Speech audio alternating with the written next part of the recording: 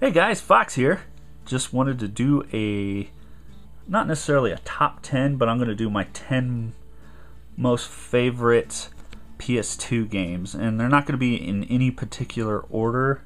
I just want to talk about 10 of my favorite PS2 games. I'm not going to make this video too lengthy, so I'll do a brief thing on it when I got it, or maybe a little story on each of the games, and then we'll move on to the pickups. Say hi to Gypsy Danger. Alright guys,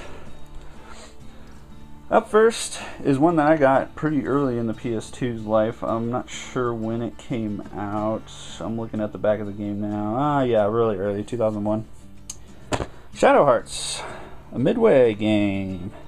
I really liked this new style of RPG with the it's really dark, gothic-like, if you will. A lot of great artwork, a lot of great graphics. I loved the little wheel thing. I forgot what it was called. Judgment Ring, I believe. And yeah, it's one of the first RPGs I played on the system. So it has a lot of nostalgic feel to me as far as the PlayStation 2 goes. But really good game. Pretty dark, in-depth story. Love the combat. Shadow Hearts. Alright guys, up next is from Square Enix, and it's Kingdom Hearts 2. Now I know a lot of people say the first Kingdom Hearts is what they prefer, but for me I like Kingdom Hearts 2. It just added a little bit more to it. The story started to get a little darker for what was going on. It started to get real mature. I really like the game. I like the added where Sora could power up in this and get the the two Keyblades things and goes ape shit on stuff. It was a lot of fun. I liked all the worlds, the added worlds like the Pirates of the Caribbean and the old black and white one, Tron and stuff like that. It was a lot of fun. The music was fantastic. Even that special theme, was it Passion or whatever? I'm sure you guys heard it before, but yeah, fantastic game. Kingdom Hearts 2. Up next is a Konami RPG. Yeah, sorry guys, this is going to probably be loaded with RPGs, but I don't care because that's what I mostly play. But Suikoden III. I love the dual stories of this. It was very in-depth. I got addicted to the characters. I wouldn't say it's my favorite. I think I liked 2 just a little bit more than this, but I really like the Suikoden series. Then granted, I've only played 1, 2, and 3. I've kind of started 4, but never really got far into it, and I don't own 5. I would like to, but I've heard good things. So, but yeah, anyway, love the stories, all the main characters in this game. The combat is, well, Suikoden combat. It's just a lot of fun, guys. Probably one of the better Suikoden games out there. In my opinion, the second best. Up next is a game I got highly addicted to. Loved the story. This is such a heavy story game, and a lot of people felt it was more like a movie with the amount of cutscenes and where you pretty much didn't do anything for half of the game, but I still really enjoyed it, and that was Xenosaga. I thought this is like a sci-fi epic to me. It was really cool, great voice acting. The cinematics just brought it to feel like this is like a movie, and it really rang true to the whole Xeno thing, with the large mechs and stuff like that. I had a lot of fun. I remember having a lot of late nights just playing through this game and watching all the cinematics, getting even further in depth in the story and stuff like that. Xenosaga, but I hated the second one, Xenosaga 2. They fucked it up in my opinion, but Xenosaga 3 was a well deserved ending to the story. So this and Xenosaga 3 were great. Up next is Atlas. Can't go out with an Atlas game, especially on the PS2.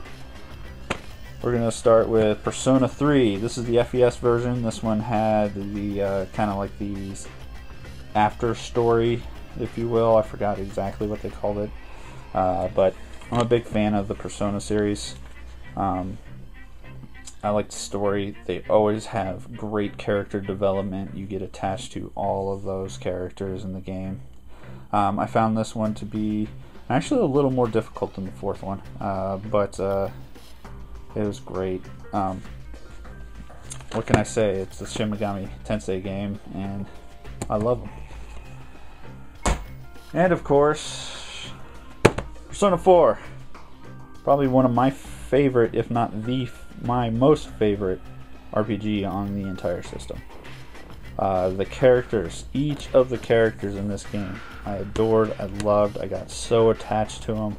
When the game ended, it about put me into a state of depression. That's how much I really loved this game. And when they brought it out for the Vita and just added more features, it got me all giddy, and I love it on the Vita too. If not, it's probably better than the Vita version's actually probably better than this. But anyway, the soundtrack in this game is phenomenal. It's just really catchy tunes. It really gets you into it. It fixed a lot of the problems that Persona 3 had, like especially in the combat where you can only control the main character. This one you can control all of them. So yeah, guys, probably my favorite, Persona 4.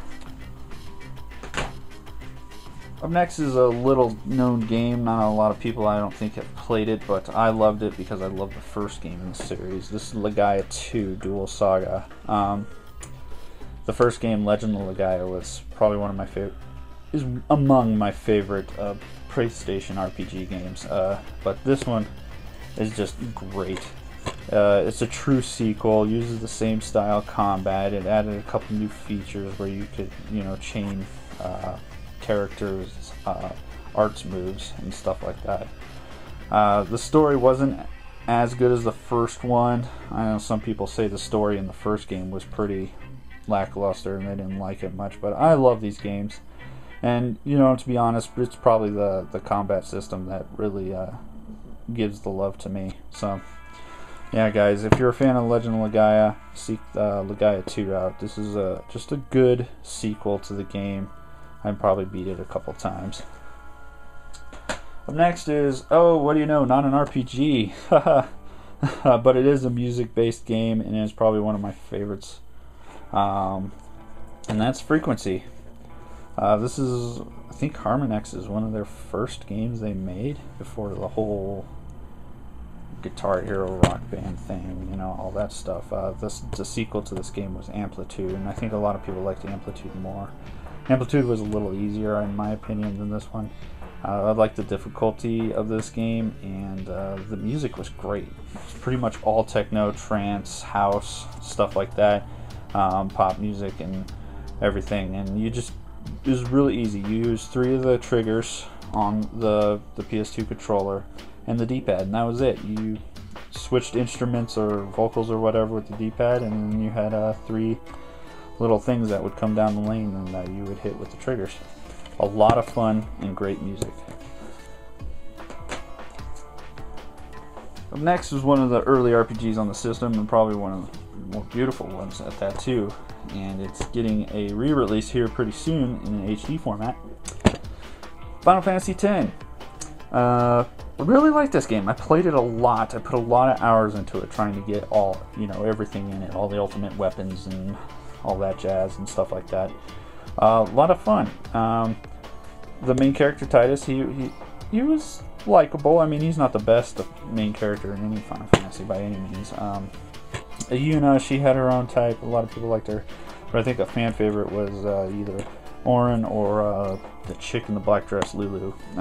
But yeah, solid battle system and everything. The environments were beautiful, and there was pretty decent voice acting and a lot of good story. I like the way the game ended. I mean, you knew what your goal was in this game. You went through it, and that's what you did. There was not a lot of like, oh my god, that just happened type of shit in this game, but it was a very solid Final Fantasy, and probably, in my opinion, the last good Final Fantasy game that I've played. And lastly, just a fantastic game all around, and this was one of the great level 5 games from the PS2. And no, it's not Dark Cloud, even though I enjoyed it, but it's something that's better than Dark Cloud in my opinion, and that's Dragon Quest VIII. Journey of the Cursed King. Love this game. Beautiful artwork, great Akira Toriyama stuff. Voice acting was pretty good, and it was funny at times, and all the characters had their individual quirks and, you know, lovableness, if that's a word, that you liked of everybody. It's actually a pretty lengthy game too. I think I put 75, 80 hours into it before I beat it. Very well made game. This came out, I think, pretty late in the life, or not that late. It was 2005 or 6 or something like that, around there, that time.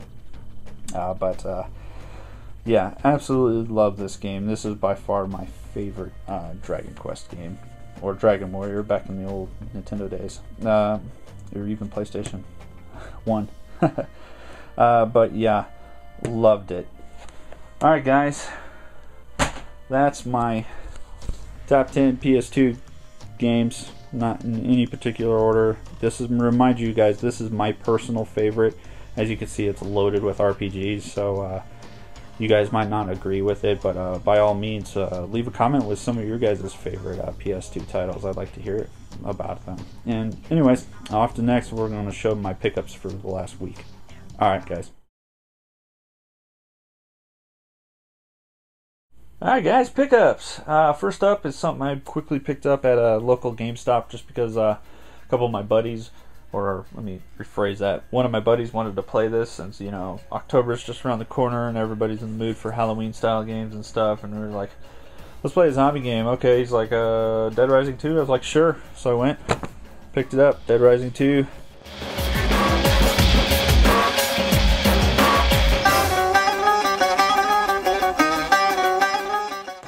Complete in the box. I paid $14 for it, so yeah, that's probably the going rate for the game, so not a steal or anything.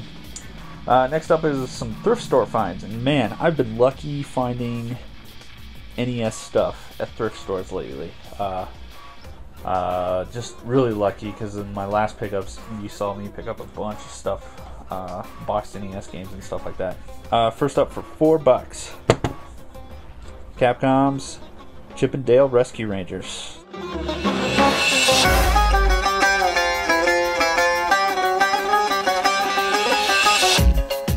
This, I think, was the true find. I'm not sure exactly how much it is worth. At the end of the video, I'll put like a little thing of like Amazon prices and what I paid and stuff like that. But really excited to have this. I'm really getting into these Capcom NES games. Up next, another Capcom game, The Little Mermaid.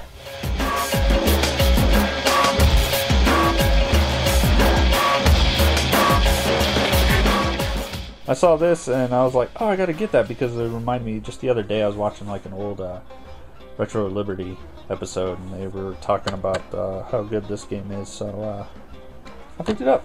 $4.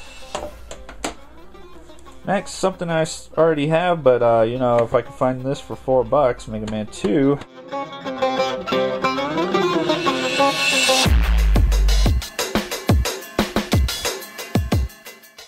That's great, because I can use it as trade bait or sell it somewhere or something like that. So yeah, $4 again. And let's see here, for $5, another boxed NES game, guys. Woo! I don't think it has the manual, but it has the styrofoam and the other stuff in it. And the game in there looks great. And by the way, all those previous NES labels were in pretty damn good condition, as is this. But this is Top Gun: The Second Mission.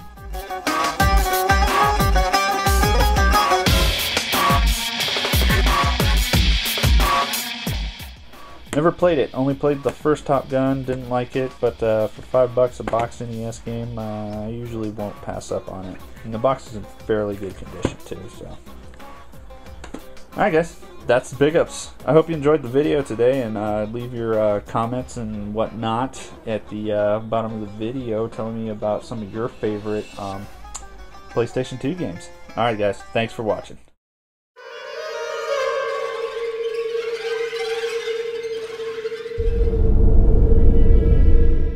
Capcom goodness! Ow! Yeah! Capcom goodness! Ow! Oh, yeah!